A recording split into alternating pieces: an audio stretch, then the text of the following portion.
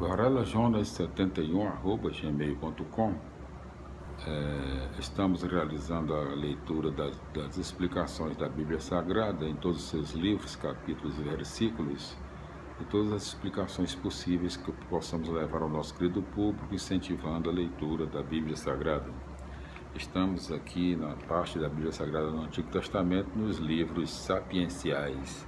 São 5: Provérbios, Jó, Eclesiastes, Eclesiástico e Sabedoria. A esses são acrescentados 2 livros poéticos, Salmos e Cântico dos Cânticos.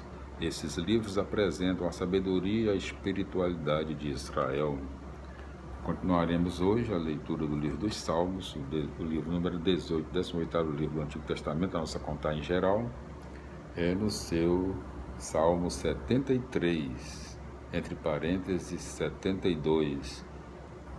Vale a pena ser justo? Meditação de estilo sapiencial sobre a tentação sofrida pelo justo diante da prosperidade dos injustos. Versículos 1 a 3.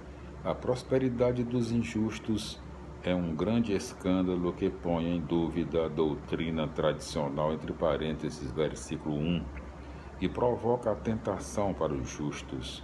Versículos 4 a 12. Retrato do injusto visto pelo justo. O injusto é um privilegiado, goza de boa saúde, não sofre, trata todo mundo com soberba e violência e vive a tramar injustiças.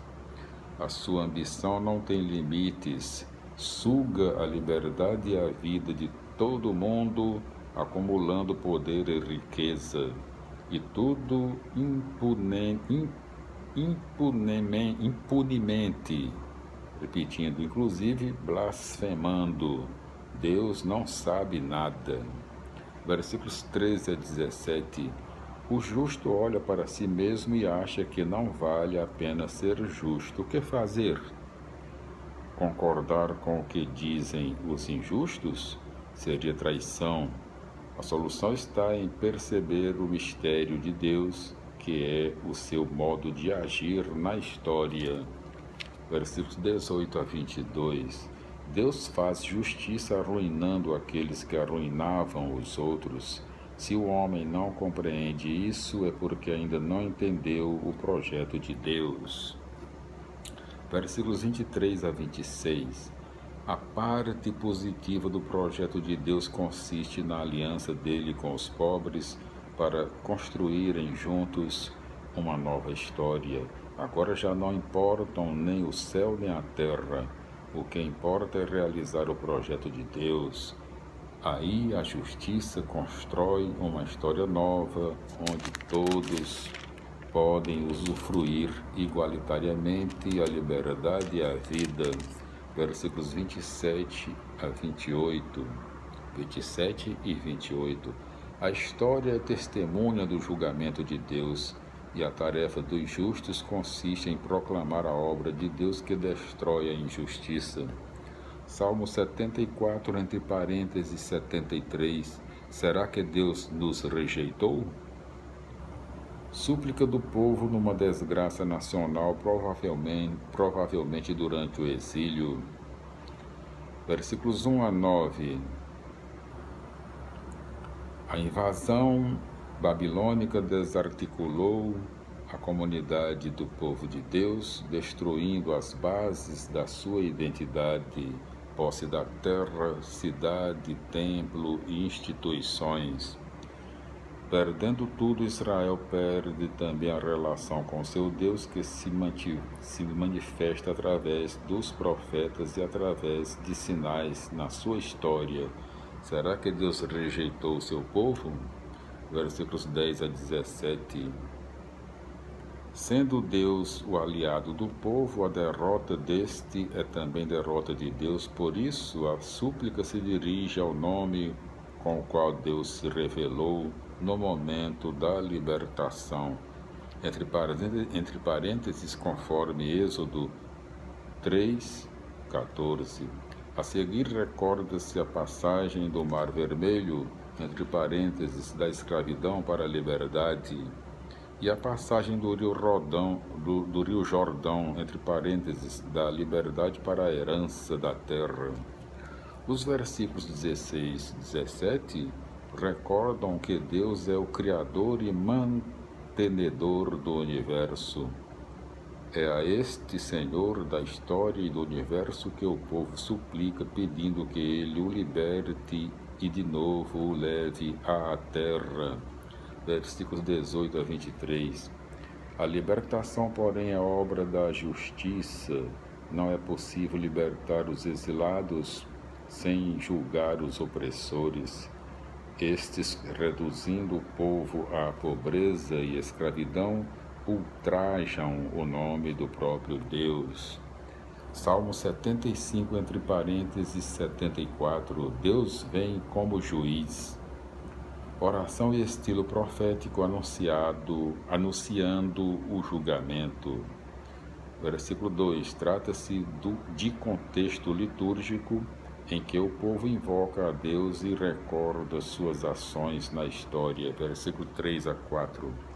Senhor da história e do universo, Deus é quem decide o tempo e determina o lugar do julgamento. Salmos 5 a 9, versículos 5 a 9. O julgamento realiza a justiça. Cada um é tratado conforme a opção que fez. O julgamento, portanto, não é arbitrário, mas consequência do que se viveu. Cada um deverá beber a taça que tiver enchido. Versículo 10, 11. O povo espera confiante pelo julgamento, porque a justiça destruirá o domínio dos injustos, para que o poder dos justos estabeleça o reino da justiça. Salmo 76, entre parênteses, 75. Deus salva os pobres da terra. Hino a Jerusalém, moradia do Deus que se manifesta na história. Versículos 2 a 4. Assim como escolheu um povo, Deus escolheu a cidade de Jerusalém. A partir daí, ele governa a história, fundando um reino de justiça e paz. Versículos 5 a 8. A partir e através de sua presença histórico-geográfica, Deus lidera a marcha em direção a uma história e sociedade novas, derrotando aquelas que foram construídas com as armas dos poderosos. Versículos 9 a 11. O centro da ação de Deus é realizar a justiça, quer dizer, salvar todos os pobres da terra. Para tanto, ele derrota o orgulho humano. Assim, os que se convertem à ação de Deus passam a fazer parte do povo que ele salvou. Versículos 12 e 13. A soberania de Deus sobre o universo e a história derruba a pretensão de todos os poderosos. Deus é terrível para aqueles que pretendem usurpar-lhe o poder. Salmo 77, entre parênteses, 76. Será que Deus mudou? Oração de súplica por causa do estado trágico do povo, talvez no exílio ou logo depois. Versículos 2 a 11. Diante da situação calamitosa do povo, o salmista perde o sono e busca uma explicação. Será que Deus rejeitou o seu povo? Será que esqueceu a sua promessa, misericórdia e amor? E conclui: Deus mudou seu projeto e quer de seu povo algo novo e diferente. Como compreender isso tudo? Versículos 12 a 21. A dificuldade do presente faz voltar ao passado, buscando aí um sentido novo. A história testemunha as intervenções de Deus para libertar o seu povo da escravidão no Egito, a fim de construir uma história e sociedade novas. Lembrando Moisés e Arão, líderes do processo de libertação, o salmista mostra a maior necessidade do presente. Líderes comprometidos com o povo que o organizem e o encorajem para a conquista da liberdade e da vida. Salmo 78, entre parênteses, 77. Sem memória não há fidelidade. Meditação sapiencial sobre a história de Israel. A história testemunha os benefícios de Deus e, ao mesmo tempo, o esquecimento e infidelidade do povo. A memória é a raiz da fidelidade, enquanto o esquecimento leva à infidelidade. Versículos 1 e 2. A história é a instrução que ensina o povo a viver, não é, porém, instrução direta. De fato, os acontecimentos são parábolas que exigem participação para se captar o sentido delas. Tal sentido faz a história um enigma. É preciso ter a chave da fé para perceber que a história é processo através do qual Deus age, levando o povo para a liberdade e a vida. Versículos 3 a 6. A história é uma sucessão de gerações que transmitem uma à outra a consciência histórica ou memória ativa, cujo centro é a percepção da presença de Deus e as ações maravilhosas que ele realizou em favor do seu povo. Versículos 7 a 8. Para que contar a história? Para que a nossa geração confie em Deus e mantendo a lembrança viva segundo o projeto dele. É também para que a nova geração não repita os erros e infidelidades passados. Versículos 9 a 31. Começa com um fato recente de difícil identificação. Desertar da guerra é castigo vergonhoso e não tanto um pecado. Porque o povo desiste de lutar, porque se esquece de toda a história passada em que Deus liderou e conquistou, Deus liderou a conquista da liberdade, guiando o povo para um projeto social novo. No deserto, o pecado do povo foi duvidar que Deus e o seu projeto pudessem satisfazer a todas as necessidades. Versículos 32 a 39. A descrença em Deus e no seu projeto empobrece e encurta a vida do povo. Na dificuldade, todos se lembram e suplicam por salvação.